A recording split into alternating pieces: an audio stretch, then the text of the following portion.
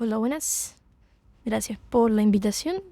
Vamos a tratar de ser un poquito más práctico y didáctico, revisando algunos casos clínicos también. Entonces, ustedes saben que las enfermedades pulmonares intersticiales son una de las principales causas de morbimortalidad en los pacientes con enfermedad del tejido conectivo, que pueden presentarse de forma subclínica o incluso muy silente o con detalles muy específicos que nos hagan sospechar la enfermedad. El compromiso pulmonar puede ser una forma inicial de la enfermedad incluso y evolucionar rápidamente de una forma progresiva con falla respiratoria. Y el diagnóstico temprano y la pesquisa de la enfermedad nos permite cambiar el pronóstico de nuestros pacientes. Entonces, ya hace muchos años nosotros decíamos que la enfermedad pulmonar intersticial era predominantemente idiopática y hablábamos de la FPI como la principal causa, y eso ya lo sabemos y claramente ya está más que sabido que no es así. Esto es una publicación ya un poquito vieja del 2018 en New England, donde dos centros en Nueva York buscan cuáles son las causas más frecuentes de consulta, y en realidad la distribución es bastante homogénea, donde más o menos como un 20% corresponde a FPI, 20% de meningitis por hipersensibilidad y 20% de enfermedad del tejido conectivo. Nosotros en nuestro centro también tenemos tabulado más o menos cómo vemos los pacientes, y en realidad nosotros cada vez vemos menos pacientes con fibrosis pulmonar idiopática, y nuestro nicho son enfermedades del tejido conectivo y neumonitis por hipersensibilidad fibrótica, y es lo que se repite en la mayor parte de Centroamérica principalmente. Y la importancia de esto radica que los pronósticos son diferentes, y sabemos que la enfermedad del tejido conectivo y fibrosis pulmonar tiene un pronóstico que es un poco diferente a las otras dos formas. Entonces, cuando nosotros abordamos a los pacientes, podemos abordarlos de dos esferas: desde el reumatólogo, que nos va a hablar después la doctora Saavedra, o desde nosotros, o del médico internista, donde podemos abordar una enfermedad ya conocida, como por ejemplo la esclerodermia, artritis reumatoide, las miopatías inflamatorias, o del paciente que estamos diagnosticando una enfermedad. Entonces, estas son las tres causas más frecuentes de enfermedad del tejido conectivo que comprometen el pulmón: esclerosis sistémica, artritis reumatoide y miopatías inflamatorias. Y esta es una guía recientemente publicada el mes pasado, donde nos habla de la frecuencia de compromiso pulmonar. Sabemos, por ejemplo, que la esclerosis sistémica, 50% de los pacientes van a tener una enfermedad pulmonar intersticial, y que es uno de los factores de mal pronóstico, que en las miopatías inflamatorias entre un 40 a 60%, incluso más dependiendo del perfil de anticuerpos. En la artritis reumatoide entre un 10% si es subclínico y un poco más en pacientes, 10% clínico y un poco más en pacientes subclínicos, y las otras patologías son un poco menos frecuentes. Entonces, las guías nuevas nos recomiendan que todo paciente que se diagnostica una esclerosis sistémica siempre debe tener una tomografía en el momento del diagnóstico. Todo paciente que tiene una miopatía debe tener una tomografía en el momento del diagnóstico. La artritis reumatoide es un poco variable, porque ustedes saben que es una enfermedad altamente frecuente, por lo tanto ofrecerle a todos los pacientes hacerle una tomografía es discutible, pero ciertos factores de riesgo son los que nos hacen sugerir. Mientras que en enfermedad mixta del tejido conectivo, en el síndrome de Sjögren o en el lupus, en realidad vamos a buscarla netamente cuando tengamos síntomas. Entonces, retomemos la pregunta: ¿cuándo debemos sospechar una enfermedad del tejido conectivo? La verdad que la respuesta es siempre. Siempre hay que buscar una enfermedad del tejido conectivo, y la forma en que lo vamos a buscar y el hincapié y el esfuerzo va a depender de varios factores. Entonces, ¿por qué? Porque sabemos que una fracción de pacientes que son catalogados como formas idiopáticas y que fluctúan entre un 10 a un 30% terminan siendo una enfermedad del tejido conectivo. Y esto ya lo vemos en las cortes de los pacientes con IPAF y en cortes de pacientes con FPI, donde cuando se hizo un estudio más exhaustivo se encontró que tenían enfermedad pulmonar intersticial asociada a enfermedad del tejido conectivo con un pronóstico diferente. Entonces, ¿cómo y en quién vamos a buscar? Principalmente va a estar dado por edad, por sexo, por factores de riesgo, la serología reumatológica obviamente, el compromiso multicompartimental y los síntomas extrapulmonares. La tomografía es el centro de todo, y lo vamos a ir viendo adelante. El patrón tomográfico es el que conduce la historia y la búsqueda de las enfermedades del tejido conectivo. En cuanto a la edad, uno siempre tiene en mente que la edad de las enfermedades del tejido conectivo son en gente joven. Efectivamente sí lo es, pero miren, artritis reumatoide en general entre 60 y 70 años, que es una población más añosa y que se parece mucho más a nuestra población de enfermedad idiopática como la fibrosis pulmonar idiopática. Y en cuanto a sexo, uno también tiene en la cabeza como que esto siempre es más frecuente en mujeres. Es así para esclerosis sistémica, para el Sjögren y lupus, pero no es tan así para la artritis reumatoide y las miopatías, donde la artritis reumatoide es casi un 50-50 y las miopatías entre un 60% mujeres y un 40% en hombres. Por lo tanto, hay un sesgo del sexo y edad que habitualmente tenemos. Cuando nos referimos al compromiso multicompartimental, nos referimos a que en la misma tomografía podemos ver comprometido tanto el intersticio, el espacio alveolar con relleno alveolar, la vía aérea, la pleura, la vasculatura pulmonar, el mediastino o síntomas extrapulmonares. Cuando eso ocurre, ya hablamos más sugerencias de una enfermedad del tejido conectivo. Y la tomografía, que es lejos uno de los principales factores. Entonces, cuando nosotros evaluamos una tomografía, nosotros lo que vemos es un patrón. Un patrón es una serie de conjuntos de lesiones que se repiten constantemente. Esos patrones, los más frecuentes, son los que tenemos acá, que es el patrón de neumonía intersticial usual, los dos de arriba, el patrón de neumonía intersticial no específica o NINE o NSIP, el patrón de neumonía en organización, el patrón de LIP y el patrón de enfermedad bronquiolocéntrica en la nueva clasificación. Hay una nueva clasificación de fibrosis pulmonar que salió el mes pasado, los invito a leerla porque cambió bastante. Así que, por ejemplo, veamos, este es un hombre de 70 años, tabáquico, y tiene este patrón tomográfico donde destaca que tiene estos infiltrados intersticiales basales y tiene panal de abejas en las bases. Es un patrón de UIP.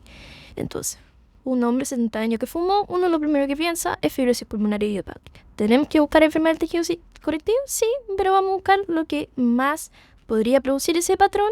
Y acá tenemos artritis reumatoide, donde vimos anteriormente que es una de las que más produce el patrón tomográfico de UIP.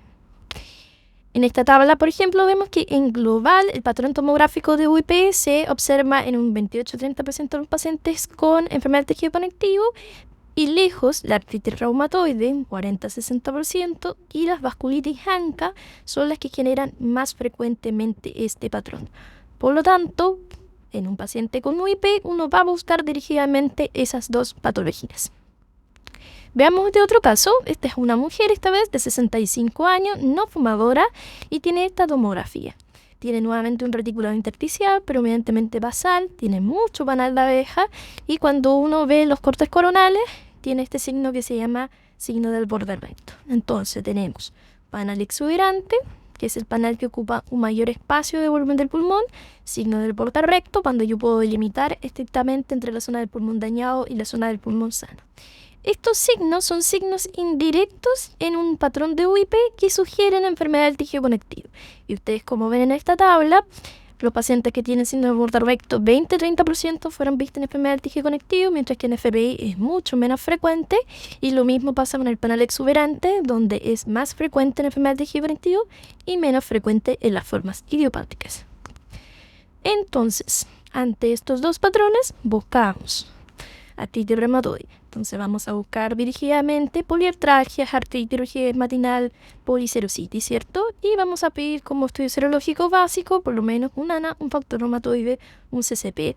Puse acá con asterisco MPOPR3 porque la búsqueda de vasculitis también está supeditada a otros elementos clínicos y de laboratorio. No siempre debemos hacerlo, pero sí debemos pensarlo cuando hay un patrón tomográfico sugerente. Veamos este otro caso. Este se trata de un hombre, 40 años, no tabáquico. Tenemos 3 cortes tomográficos. En el primero tenemos estos cortes segmentarios que podrían ser como una neumonía en organización. Acá un corte más bajo donde lo que privilegia es signos indirectos de fibrosis. Tiene mucha bronquitis por tracción, reducción de volumen, ¿cierto? Y hay algo de respeto subpleural, es una NSIP. Y en este corte coronal lo que vemos es que estas lesiones traccionan los diafragmas hacia arriba. Este es un patrón mixto de neumonía en organización con NSIP y con elementos que sugieren imagenológicamente un síndrome de sintetasa o una miopatía inflamatoria. Por lo tanto, dirigidamente vamos a buscar estos signos y vamos a realizar este estudio inmunológico básico. Buscamos esto, manos de mecánico, que son la descamación de los bordes radiales de las manos y de los pies. En los pies obviamente no se llama mano de mecánico, se llama pie de escalador. Buscamos signos de Gottron. Acá además hay un Gottron un poquito diferente porque tiene algo de úlceras. Es un Gottron ulcerado, ¿cierto? Que es más frecuentemente verlo en MA5 de hecho. Buscamos algunos eritemas como el eritema heliotropo, el eritema en Chal y el síndrome de las pistoleras o de Holster. Acá tenemos otro caso. una mujer, 35 años, no tabáquica, y tiene esta tomografía donde lo que privilegia es reticular intersticial, basal, mucho más homogénea, tiene bronquiectasia por tracción, por lo tanto ya hay evidencia de fibrosis y tiene un respeto suprarrenal muy marcado, ¿cierto? ¿Qué vamos a buscar acá? Esclerodermia. Se fijan que si bien los dos patrones anteriores son NSIP, son NSIP diferentes. Esta es una NSIP de esclerodermia que además tenemos el plus de que tiene un esófago dilatado, como ven ahí, a diferencia del otro. Vamos a buscar telangiectasias perunguales, vamos a buscar Mann-Paffi, vamos a buscar telangiectasias cuadradas y úlceras digitales. Acá tenemos reino propiamente tal, telangiectasias perunguales, podemos hacer una dermatoscopía, haciendo una capilaroscopía para mostrar que es fácil de hacer y se puede realizar en cualquier lugar, al lado de la cama del paciente o en cualquier consulta. Y en general una capilaroscopía cualitativa rápida nos permite rápidamente identificar patrones. Acá tenemos una capilaroscopía normal, un papilar ordenado uno tras otro, una capilaroscopía en específica y francamente una esclerodermia donde se observan estos megacapilares que se empiezan a romper y forman las hemorragias en este. Este otro paciente, una mujer de 65 años, no tabáquica, y fíjense lo que tenemos, es una enfermedad fibrótica que parte desde el centro de la periferia, así de esa forma, entonces tiene un compromiso peribroncovascular y le hacemos corte expiratorio y atrapa aire. Entonces, ¿qué vemos acá? Una enfermedad fibrótica, tiene compromiso de vía aérea, por lo tanto es multicompartimental. Pensemos qué cosas dan enfermedad de vía aérea y que tiene enfermedad multicompartimental, la R. La artritis reumatoide lejos es una enfermedad que nos compromete más compartimientos. Por eso vamos a pensar en artritis reumatoide y derivar el estudio a lo mismo que conversamos anteriormente. Y por último, este caso es un hombre de 40 años que presenta un cuadro agudo. Ven ustedes que está ventilado. En la secuencia de imágenes están desde la izquierda hacia la derecha en orden cronológico, donde la primera era impresionada más bien como virus merilao, basal, y unas zonas más segmentares, como una NSIP. Se hizo más condensante acá y francamente más condensante acá, cayó en insuficiencia respiratoria. ¿Por qué un hombre de 40 años va a caer en insuficiencia respiratoria si no tiene una neumonía, no tiene una inmunodeficiencia? ¿Cierto? Entonces se nos ocurrió estudiarlo un poquitito más. Miramos las manos, miren sus manos. Tiene unas manos hinchadas, tiene manos Paffi, tiene telangiectasias perunguales, ¿cierto? Tiene incluso como signos isquémicos las telangiectasias perunguales, tiene algo de Gottron. Hicimos estudio inmunológico, tiene un MA5. Entonces, nuevamente, la búsqueda de enfermedad inmunológica en enfermedad pulmonar intersticial siempre debemos hacerla. La diferencia es cómo hacerla. No debemos pedir anticuerpos por pedir. Bueno, la doctora les va a hablar ahora de cómo racionalizar el estudio inmunológico, pero sí siempre debe tener un estudio inmunológico que sea adecuado principalmente al patrón tomográfico. Pero la edad del sexo, si tiene compromiso multicompartimental, si hay signos extrasistémicos, si hay antecedentes familiares, y la serología obviamente nos va a apuntar y ayudar a buscar una enfermedad dirigida.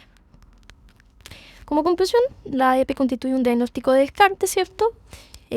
Muchas veces vamos a tener elementos mínimos que nos apuntan a una enfermedad inmunológica, por lo tanto hay que buscarlo dirigidamente.